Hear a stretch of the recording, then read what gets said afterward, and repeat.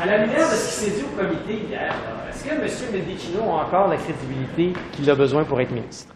Non, et c'est pour ça qu'hier, on demandait sa démission.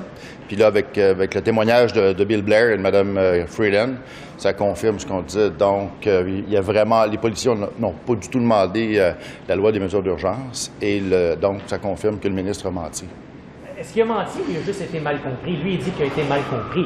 Bien, il a toujours continué à dire que c'était les policiers, que les policiers demandaient d'avoir cette loi-là, alors qu'hier, le témoignage en comité confirme que, dans le fond, c'est le gouvernement. Donc, c'est une décision qui était politique et que les policiers, oui, les policiers, avec la loi, ça leur donnait plus de pouvoir, mais ils n'avaient pas besoin de ces pouvoirs-là pour faire le travail. C'est ce qui est la nuance. Et le problème, c'est quand le ministre dit on nous a demandé d'avoir une loi des mesures d'urgence, qui est très, très fort au Canada, et qu'on confirme, que la vice-première ministre confirme que ce n'est pas le cas. Il y a un problème pour M. Mendicino. M. Mulroney, hier, a dit qu'il ne se reconnaissait plus dans le Parti conservateur actuel. Vous en pensez quoi de Bien, c'est son interprétation à lui de ce qu'il compare avec quoi. Premièrement, le Parti conservateur de M. Mulroney de l'époque, c'est le Parti progressiste conservateur. C'était un autre parti, peut-être une autre philosophie. Le Parti conservateur du Canada, c'est le Parti conservateur du Canada que je connais, moi, depuis que j'étais impliqué en 2008. Puis, c'est l'opinion de M. Mulroney. Pour moi, ça ne change pas grand-chose. Est-ce que ça explique pas pourquoi vous êtes pris à 10 députés au Québec? Ben, écoute, ben là, on va voir une chefferie, on va voir le prochain chef du parti le 10 septembre, puis suite à ça, on pourra se faire des plans et s'assurer d'aller chercher plusieurs comtés au Québec. M. Poilievre, que vous appuyez, c'est pas un Mulroneyite, là, comme on dirait. Oui, mais c'est Pierre Poilievre. Et il y a beaucoup de jeunes qui adorent Pierre Poilievre. On le voit avec le membership au Canada qui bat des records de vente de cartes de membres. Donc, ça veut dire beaucoup, dont au Québec, qu'on a 25 000 cartes qui ont été vendues, qui est un record aussi pour le Québec. L'air Mulroney, c'est donc, ben là, ça va être l'air Poilievre. Merci. M. Deltel, bonjour. Comment allez-vous? Ça va bien. J'aimerais ça vous parler de M. Mulroney ce matin. Brian! J'étais trop jeune, mais moi j'étais là, en 1983. Mais lui, il dit qu'il ne se reconnaît plus à l'intérieur du Parti conservateur actuel. Vous en pensez quoi de son commentaire? Bien, évidemment, bon, M. Mulroney, comme on le sait, a célébré il y a quelques jours à peine son anniversaire d'élection, le 11 juin, si mes souvenirs sont bons, ici à Ottawa, j'y étais. Alors, évidemment, une course au leadership, ça amène des débats d'idées nouvelles et de propositions nouvelles, puis d'approches nouvelles. Alors, bien entendu, M. Mulroney, qui milite au parti depuis, si mes souvenirs sont bons, depuis 1957, et qu'on comprendra que les événements ont beaucoup changé. Alors oui, comme M. Mulroney, comme bien des gens, trouve que les débats qui ont cours chez nous sont particulièrement virulents et peuvent surprendre beaucoup. C'est une nouvelle approche. Et c'est ça, une course au leadership. Moi, j'ai confiance que, d'abord, M. Charest va gagner. Je garde toujours pleine confiance en cette hypothèse-là auquel je crois. Et je pense qu'avec M. Charest, M. Mulroney sera très à l'aise. Maintenant, une course au leadership, c'est une course au leadership. C'est un débat d'idées, parfois qui sortent de la boîte complètement, avec lesquels on peut être en parfait désaccord.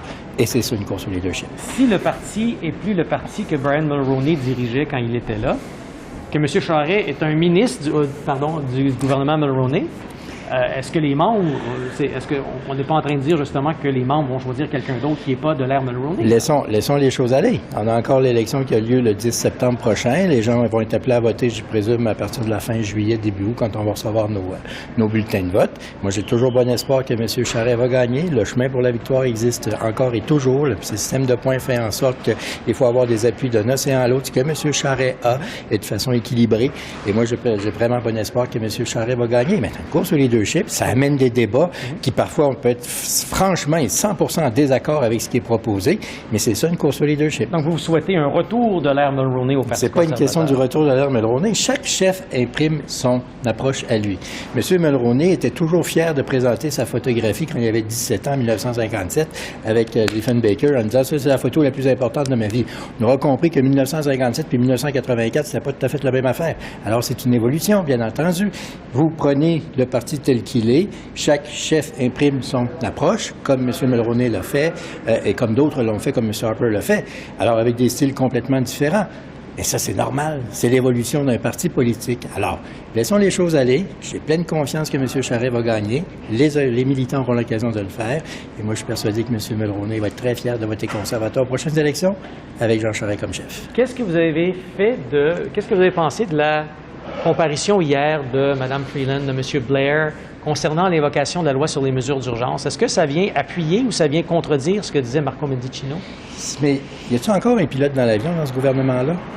Hier, M. Trudeau puis son ministre défendent bec et ongle comme quoi les policiers lui ont demandé, alors que deux joueurs importants, le ministre de la Sécurité publique et la vice-première ministre qu'on voit partout à travers le Canada puis à travers le monde avec le premier ministre, disent exactement le contraire. Quand vous avez deux poids lourds, dont une personne qui est directement impliquée dans les discussions de sécurité publique, parce que c'est le ministre de la Sécurité publique qui dit exactement le contraire du premier ministre, là, c'est le premier ministre qui a un problème. Mais au-delà de ça, c'est le Canada qui a un problème. Parce que pour la première fois dans l'histoire, on a évoqué une loi d'exception, alors qu'aujourd'hui, on se contredit mur à mur. C'est révoltant ce qui se passe actuellement. Le Canada est complètement... Comment je dirais ça? C'est un gouvernement qui n'a plus sa place actuellement parce qu'il n'y a plus de contrôle. Il n'y a plus de contrôle. Y a quelqu'un qui dirige ce gouvernement-là? Quand on voit le premier ministre puis un de ses ministres qui se défendent bec et ongle, puis que le soir, la vice-première ministre et un ministre senior disent exactement le contraire, mais y a-t-il encore un gouvernail dans ce gouvernement-là? Moi, je trouve qu'il n'y en a pas. Merci. Merci. On va à la prochaine. What did you make of Mr. Blair and Freeland's response yesterday at committee regarding the Members Act? Oh, well, yeah, I'll just say it's Chrystia Freeland. We've been asking her to come to the Finance Committee for months to talk about inflation. And after last night's performance, or lack of performance when it comes to substantially answering questions of the day, again, this Deputy Prime Minister / Finance Minister, seems to be too busy and too occupied to even answer basic questions at committee. So I do hope we'll be able to get her at the Finance Committee so that she can start talking about the number one issue right now in Canada, and that is inflation, inflation, inflation. This minister, we've been pushing her to actually bring forward a solid plan, like other G7 countries, to help Canadians who are coping with incredible price increases, whether it be at the pumps or at the grocery store. And yet, what does she do? She leaks to a media, or to the Toronto Star, a so-called plan to fight inflation. We wanted her to actually put forward a really solid plan to fight inflation. Instead, it looks to me, from what is in it, that it'll only be fueling inflation.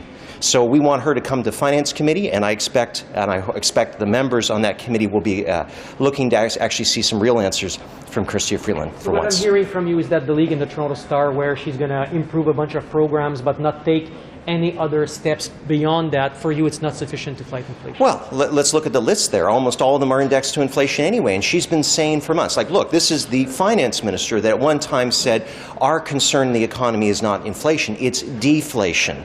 That did not occur. Then she said, it is transitory. That Team Transitory, according to the Governor of the Bank of Canada, was disbanded.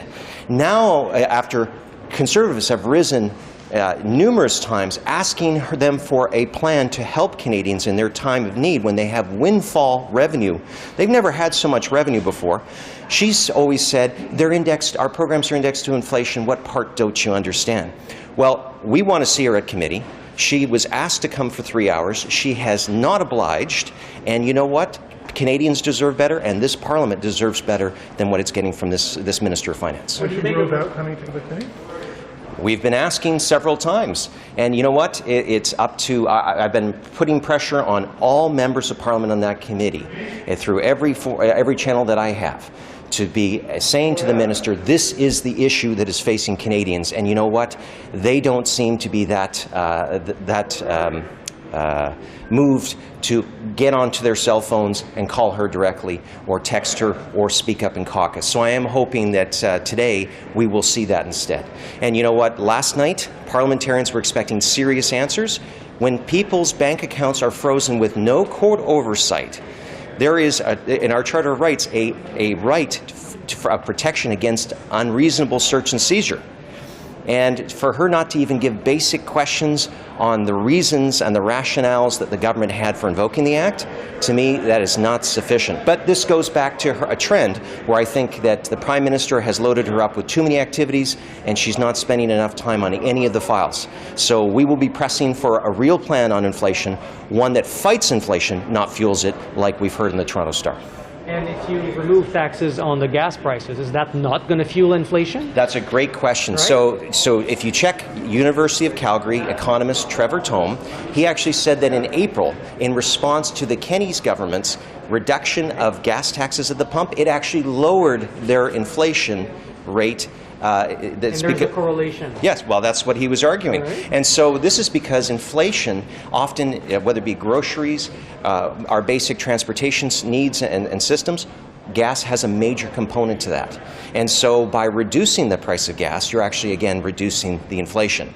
So this is what we want to see, is we want to see a government that actually understands the economy and appreciates the immense pain that Canadians are in and doesn't just stall. And then what I'm most worried about is she doesn't come to speak to the committee and just lets this go to the summer. If you think back to the pandemic, Chrystia Freeland, a day or two after they closed up the House of Commons with Carla Quiltro, suddenly announced a whole bevy of new programs, which they didn't have any legislative authority, but assured Canadians would soon be on the, would be coming in. So this government is to deny that there's a problem, and then to basically call the opposition names for talking down the economy. Then what they do is when they finally realize they've done enough polling that it's a problem, they then stall long enough so that there's no parliamentary oversight. That's not what Canadians sent us here to do. And Chrystia Freeland should respect this Parliament more than her boss does. Merci. Thanks. Monsieur Mulroney, hier, a Oui. dit qu'il ne se reconnaissait plus dans le Parti conservateur actuel. Qu'est-ce que vous faites? Qu'est-ce que vous dites, M. Mulroney? Écoute, moi j'étais un militant lorsque M. Mulroney était Premier ministre du Canada. Puis je suis un peu triste de ses commentaires, mais écoute, moi je pense que c'est une partie ouverte à tous les Canadiens. Puis j'espère que peut-être M. Mulroney va penser un peu, puis va reconsidérer, parce qu'écoute, pour battre les libéraux, on a besoin de tous les membres d'être là avec nous. Et quand on regarde la façon dont la course à la direction se dessine présentement, est-ce qu'on est en train de se demander, est-ce qu'on retourne à l'ère Mulroney avec un ancien ministre ou on va plus loin vers la droite? C'est ça le dilemme? Ah, écoute, non, écoute, c'est une course maintenant avec des différents candidats, puis on va voir en septembre qui va gagner. Oui. On Non. a Look, I was a member, an activist when Mr. Mulroney was Prime Minister. I'm saddened to hear his comments. He doesn't see a place in the Conservative Party. We're having an active leadership race, and I think we need to come together at the end of the day to make sure we're a united team to take on the Liberals. Ça va vous nuire au Québec, ça? On va voir.